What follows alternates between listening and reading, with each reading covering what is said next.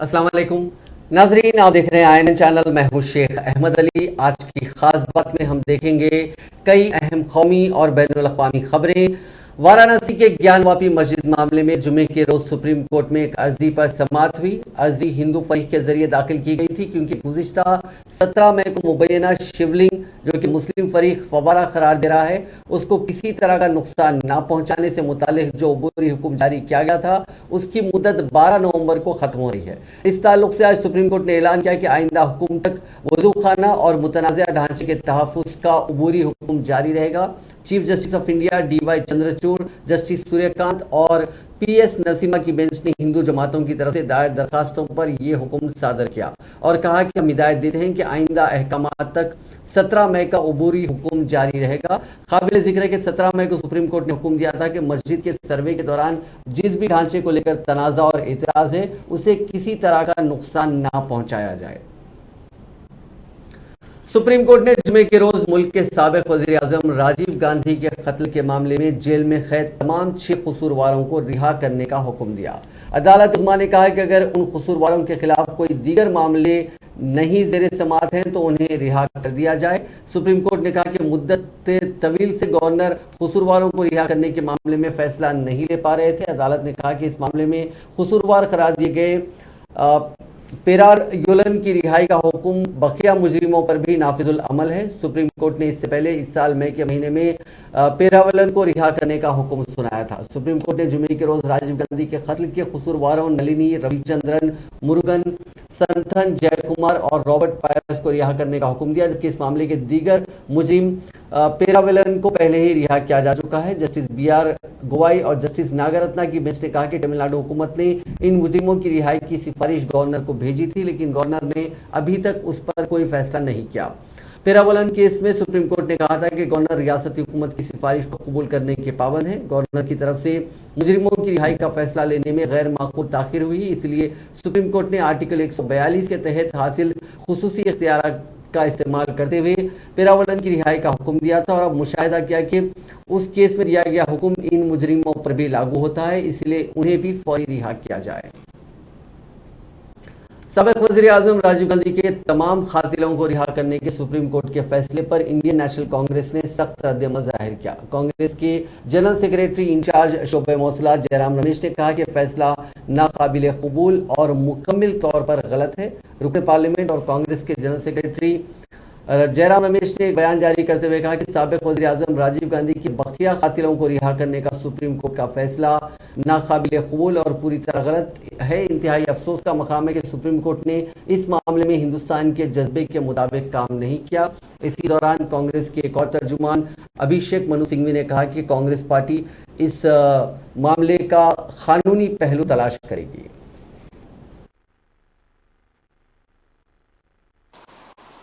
हमने अपना असंतोष और विरोध प्रकट किया है उच्चतम न्यायालय के उस निर्णय से आज, जिसके अंतर्गत 6 लोग रिहा हुए हैं।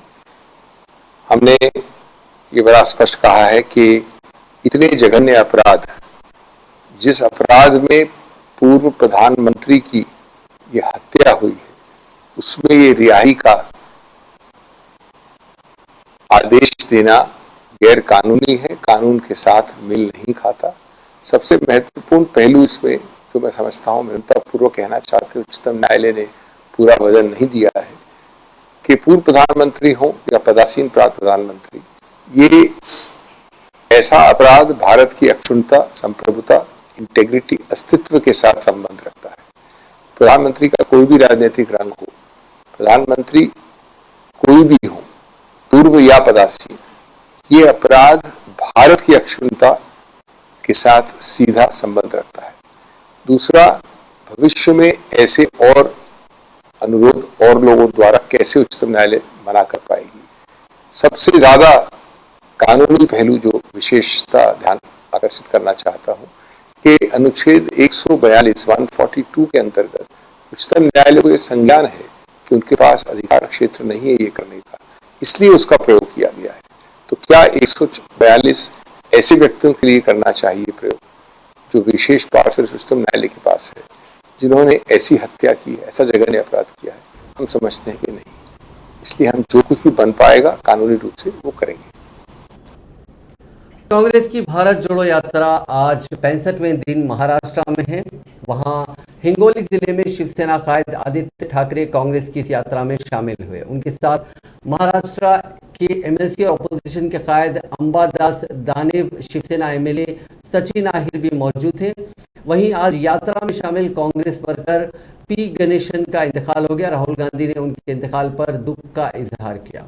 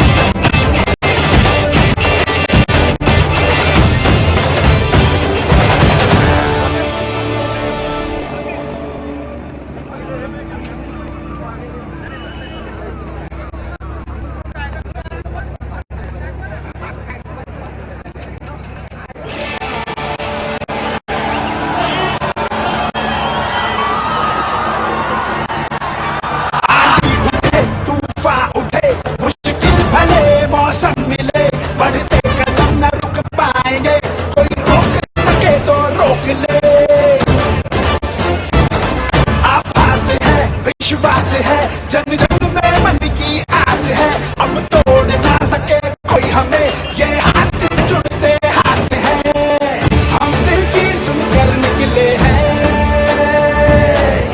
इस देश ने दी आवाज है, बोलो साथ हमारे कौन चलेगा, बोलो साथ हमारे कौन चलेगा, बोलो साथ हमारे कौन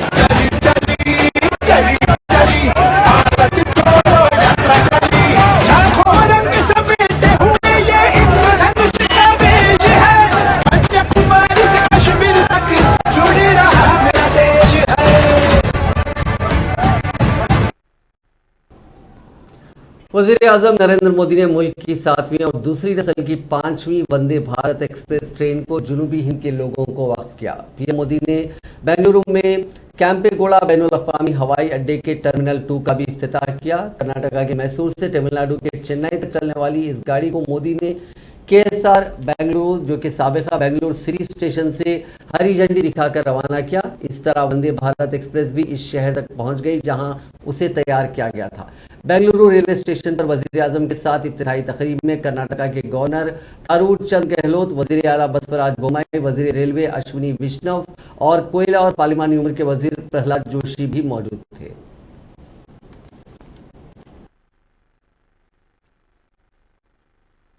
साथियों, भारत को विकसित बनाने के लिए फिजिकल इंफ्रास्ट्रक्चर के साथ ही देश के सोशल इंफ्रास्ट्रक्चर का भी मजबूत होना उतना ही आवश्यक है। मुझे खुशी है कि कर्नाटका की डबल इंजन सरकार सोशल इंफ्रा पर भी उतना ही ध्यान दे रही है। बीते 8 वर्षों में देश में गरीबों के लिए 3.5 करोड़ घर बनाए गए हैं। यहां कर्नाटका में भी गरीबों के लिए 8 लाख से ज्यादा पक्के घरों को स्वीकृति दी गई है।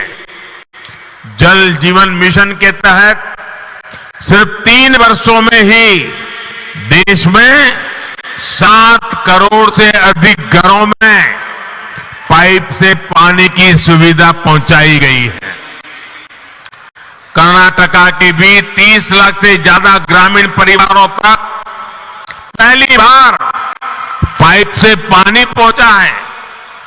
आयुष्मान भारत योजना के तहत देश के 4 करोड़ गरीबों को अस्पताल में मुफ्त इलाज मिला है।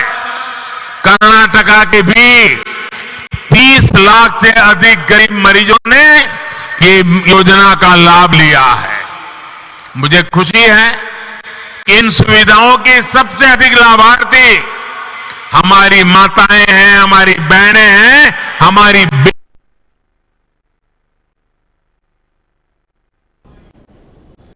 वज़ीर आज़म नरेंद्र मोदी ने जुमे को कहा कि पिछली हुकूमतों के सोचने का तरीका पुराना हो जाने की वजह से 2014 से पहले रफ्तार और पैमाने के हुनर को अपनाना तस्वुर से परे था। मोदी ने नादा प्रभु कैंपेगौड़ा के 108 फीट ऊंचे मुजस्समे का इफ्तिताह करने के बाद मुनक्किदा अवामी जलसे से खिताब करते हुए कहा कि पिछली हुकूमतों ने रफ्तार को ऐशो आराम के तौर पर और पैमाने को खतरे के तौर पर माना। हमारी हुकूमत ने इस तस्वुर को बदल दिया। हम रफ्तार को उम्मीद और पैमाने को हिंदुस्तान की ताकत मानते हैं। मोदी ने नादा प्रभु कैंपेगौड़ा की यादगारी मुजस्समे की तफसील शेयर करते हुए कहा कि यह बेंगलुरु और मुस्तकबिल के हिंदुस्तान की तामीर के लिए एक तहरीक के तौर पर काम करेगा। Friends, the best tribute to Mahatma Gandhi is to work on ideas close to his heart. Khadi had been neglected and forgotten for a long time. But through the call of Khadi for Nation, Khadi for Fashion, it has become very popular. In the last 8 years, the sales of the Khadi sector saw an increase of over 300%. Khadi and Village Industries Commission has had a record turnover of over rupees 1 lakh crore last year. Now, even global fashion brands are taking to Khadi because it is an eco-friendly fabric, good for the planet. This is not a revolution of mass production. This is a revolution of production by the masses. Mahatma Gandhi saw Khadi as a tool of self-reliance in villages. In the self-reliance of villages, he saw the seeds of self-reliant India. Inspired by him, we are working towards Atmanirbhar Bharat. Tamil Nadu was a key center of the Swadeshi movement. मरकजी वजीर खजाना निर्मला सीतारामन ने आज कहा कि हिंदुस्तान ने हाल ही में बरतानिया को पीछे छोड़कर दुनिया की 5वीं सबसे बड़ी इक्तिसादी सुपर पावर बन गई है और अगले 10 से 15 सालों में आलमी इक्तिसादी चैलेंजों के बावजूद ये मुल्क दुनिया की तीसरी माशी सुपर पावर में तब्दील हो जाएगा। सीतारामन ने बातें हिंदुस्तान अमेरिका के कारोबार और इक्तिसादी मौके पर एक सेशन से खिताब के दौरान कही। हिंदुस्तान अमेरिकी इक्तिसादी और मालियाती ताउन पर 9वीं मीटिंग के मौके पर अमेरिकी वज़ीर ख़जाना डॉक्टर जेनेट बेलन की क़यादत में एक वफ़द से खिताब करते हुए उन्होंने कहा कि दोनों ममालिक के दरमियान ताल्लुकात अब आलमी स्ट्रैटेजिक शराकतदारी में तब्दील हो चुके हैं। दोनों के दरमियान कसीर सतही ताउन है। दोनों ममालिक बाहमी इख्तलाफात को नज़रअंदाज करते हुए ताउन को फ़रोग़ दे रहे हैं, जिसकी बुनियाद पर दोनों ममालिक के दरमियान तिजारत में $100 बिलियन से तजावुज़ कर गई है। हिंदुस्तान की तरक्की के अहम पहलुओं का जिक्र करते हुए सीतारामन ने कहा कि अब वो हिंदुस्तान और अमेरिका के दरमियान इक़्तिसादी ताउन को मज़ीद मजबूत कर रहे हैं। उन्होंने बैनुल अक़वामी मालियाती फंड की ग्लोबल इकोनॉमिक आउटलुक रिपोर्ट का हवाला देते हुए कहा कि आलमी इक़्तिसादी चैलेंजेस बदस्तूर मौजूद हैं और हिंदुस्तानी मईशत उनसे बच नहीं सकती। ताहम हिंदुस्तान मामूल के जुनूब मगरबी मानसून, हुकूमती सरमायाकारी, बेहतर कॉरपोरेट हालात, सारिफीन और कारोबारी जज्बात को मजबूत करने और वबाई अमराज के खतरात को कम करने के बाद तरक्की की रफ्तार पर आगे बढ़ रहा है।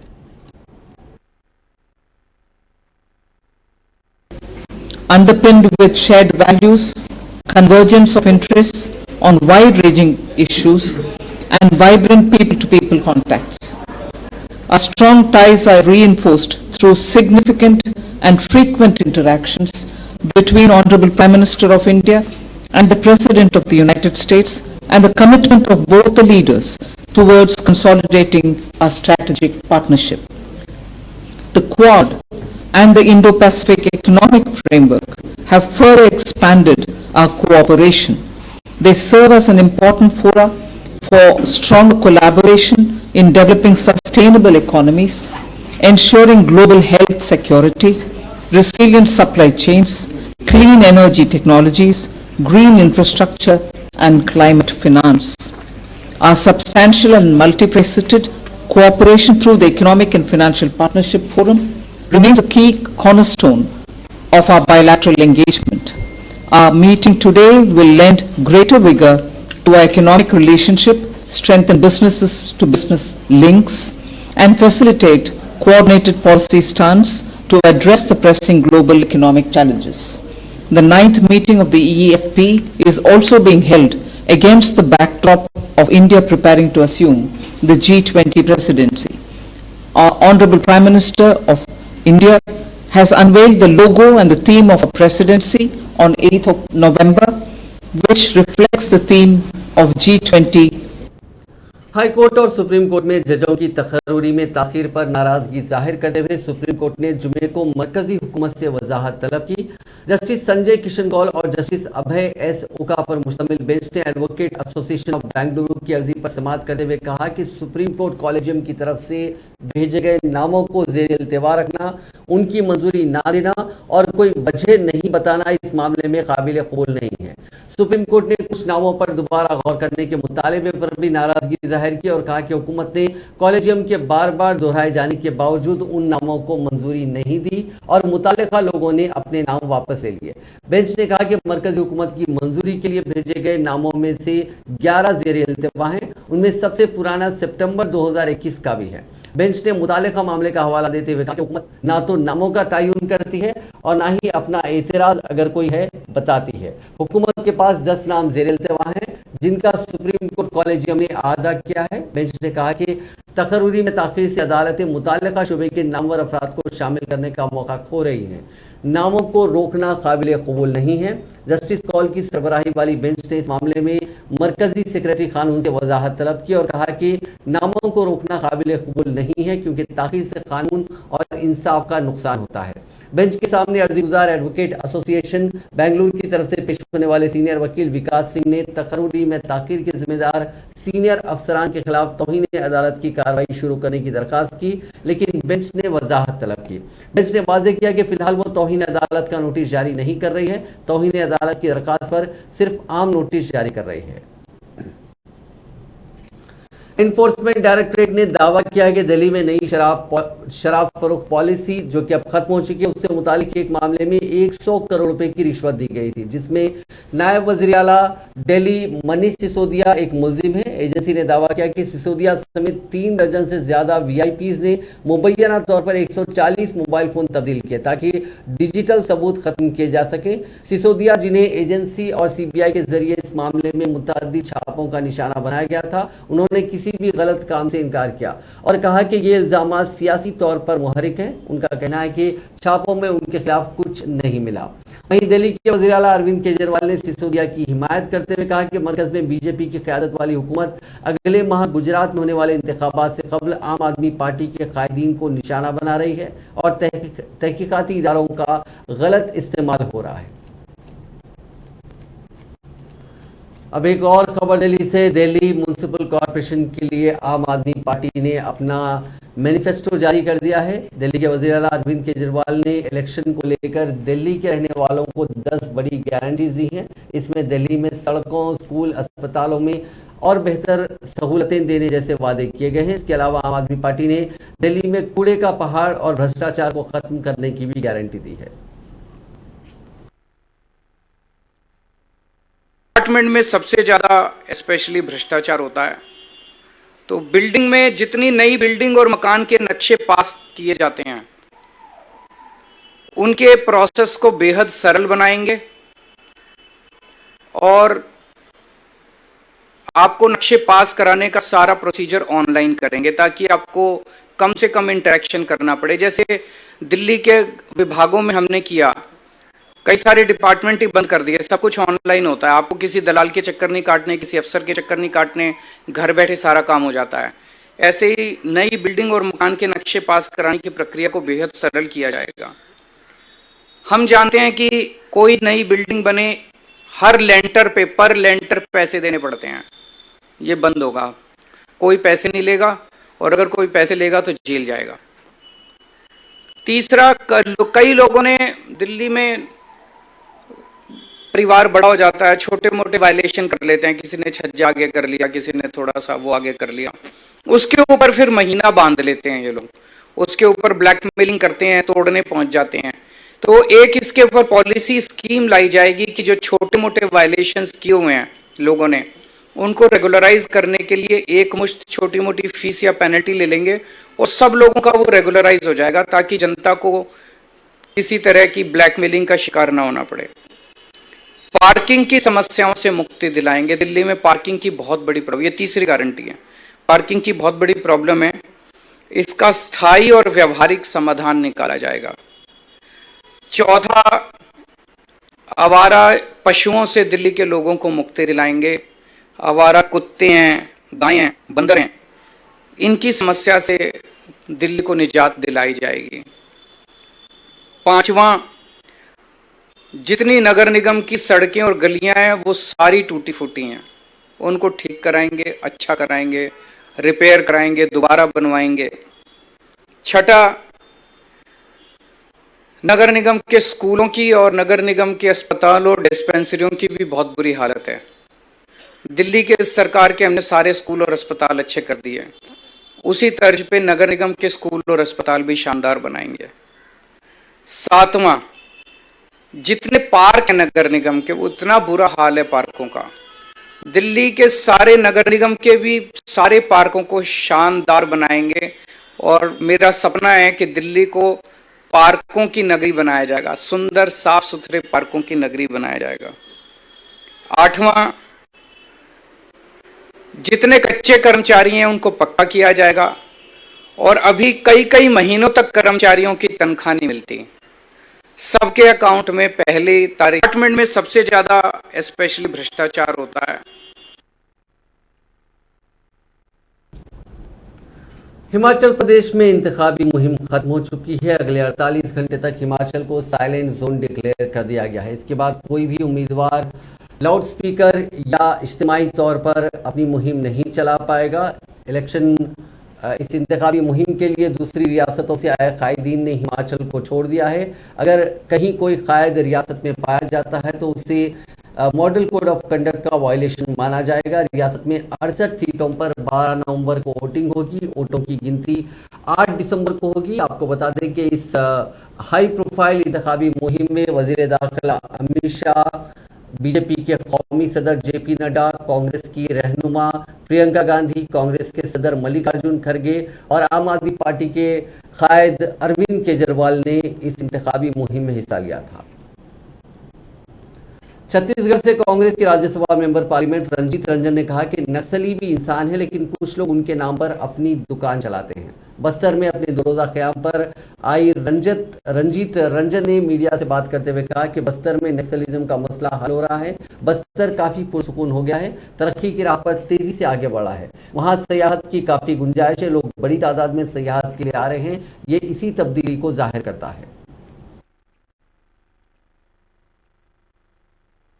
मैं ये कहूँगी कि सारे नक्सलवाद जो है और नक्सल नक्सली लोग गलत नहीं होते, खराब नहीं होते और बहुत लोगों को मिसयूज़ किया जाता है और बहुत लोग उनके नाम से अपनी दुकानें चला रहे होते हैं।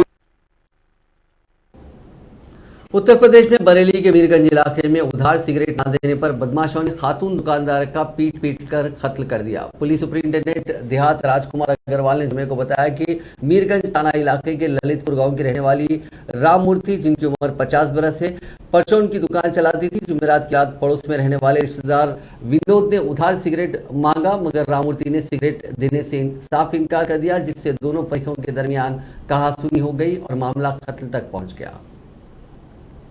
बिहार में भागलपुर के एक स्कूल में मिड डे मील खाने के बाद 200 बच्चे बीमार हो गए। बच्चों ने खाने में छिपकली होने की शिकायत की तो टीचर ने पहले उन्हें डांट कर कहा छिपकली नहीं बैगन है।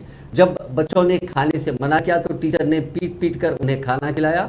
ये पूरा वाक़या ये मामला नवगाछिया प्रखंड में मददपुर गांव के एक स्कूल का है। क्लास 6 के ये तालिबात हैं।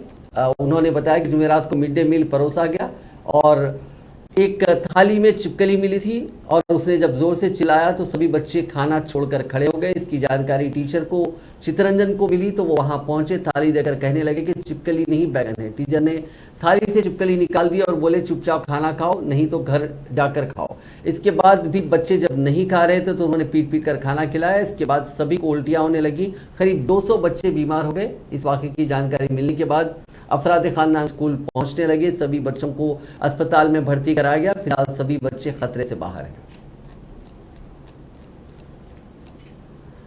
टीवी इंडस्ट्री से एक इंतहाई अफसोसनाक खबर सामने आ रही है। मशहूर और मारूफ टीवी अदाकार सिद्धांत वीर सूर्यवंशी का 46 साल की उम्र में इंतकाल हो गया। रिपोर्ट्स के मुताबिक अदाकार जिम में वर्जिश कर रहे थे जब मुबैना तौर पर अचानक गिर गए। मौजूदा खबरों में बताया जा रहा है कि उन्हें हार्ट अटैक आया था, जिसके फौरन बाद उन्हें अस्पताल ले जाया गया। डॉक्टरों की टीम ने तकरीबन 45 मिनट तक उनका इलाज कर जान बचाने की कोशिश की, लेकिन नाकामी हाथ लगी। सिद्धांत वीर सूर्यवंशी की मौत की खबर सामने आने के बाद सोशल मीडिया पर गमो अंदोह की लहर दौड़ गई। सभी लोग सिद्धांत के घर वालों और उनके रिश्तेदारों से हमदर्दी का इजहार कर रहे हैं। काबिल जिक्र है कि सिद्धांत के कुंबे में उनकी बीवी और 2 बच्चे हैं। हाल ही में अदाकार ने अपना नाम आनंद सूर्यवंशी से बदलकर सिद्धार्थ सूर्यवंशी कर लिया था। वो टीवी इंडस्ट्री में काफी पसंद किए जाते थे। अमेरिका में मुनक़िद होने वाले वसत मुद्दती इंतखाबात के दौरान 82 मुस्लिम नसाद उम्मीदवारों ने सेनेट और ऐवानी नुमाइंदगान में मुंतखब होने में कामयाबी हासिल की। मिनेसोटा के attorney general Keith Ellison, Ilhan Omar, Rashida Tlaib और एंड्रे कार्सन समेत 21 मुसलमान दोबारा मुंतखब हुए, जबकि 16 नए मुसलमान उनमें शामिल हो गए, जिसके बाद मुल्क भर में मुस्लिम रियासती कानून साज़ों की तादाद 43 हो गई। तुर्क मीडिया में शायर खबर के मुताबिक अमेरिका में 8 नवंबर को मुनक़िदा वसत मुद्दती इंतखाबात में 82 मुस्लिम नसाद उम्मीदवारों ने अपने हरीफों को मात देते हुए इंतखाबात में कामयाबी हासिल की।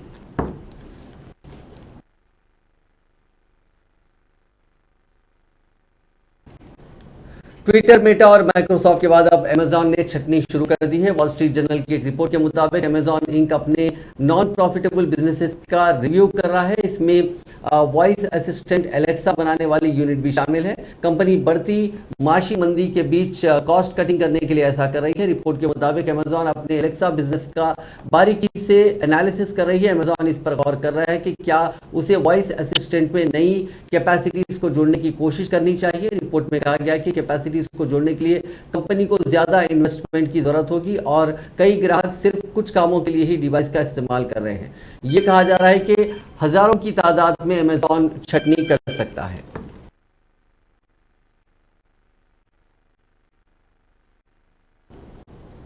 हिंदुस्तान में कुछ ट्विटर यूजर्स को जुमेरात रात ब्लू सब्सक्रिप्शन के लिए एप्पल ऐप स्टोर पर पॉपअप मिला। इसमें ट्विटर ब्लू सब्सक्रिप्शन की मंथली फीस 719 रुपये बताई गई है। हालांकि कीमत अभी भी ऑफिशियली नहीं बताई गई है। ट्विटर यूजर्स ने इस बात पर हैरानी जताई कि यह कीमत अमेरिका में लिए जाने वाले चार्जेस से भी ज्यादा है। आखिर में एक खबर जमशेदपुर से है। यहाँ पर एक शख्स हालत नशा में था और उसके सामने एक असगर आ गया। उसने शराब के नशे में उस असगर को अपने गर्दन पर लपेट लिया। असगर ने उसकी गर्दन जकड़ना शुरू किया था। उस शख्स की सांस अटक गई। वो मदद के लिए चिल्लाने लगा। शोर सुनकर उसका 14 साल का बेटा पहुंचा और जान की परवाह किए बिना असगर से भिड़ गया और अपने बाप को बचा लिया। इस वाक़े का वीडियो देखने के बाद आपको पता चलता है कि किस दिलेरी से उस लड़के ने अपने बाप की जान बचाई। नाज़रीन, आज की खास बात में बस इतना ही। आपसे कल मुलाकात होगी नई खबरों के साथ। आप देखते रहिए INN चैनल।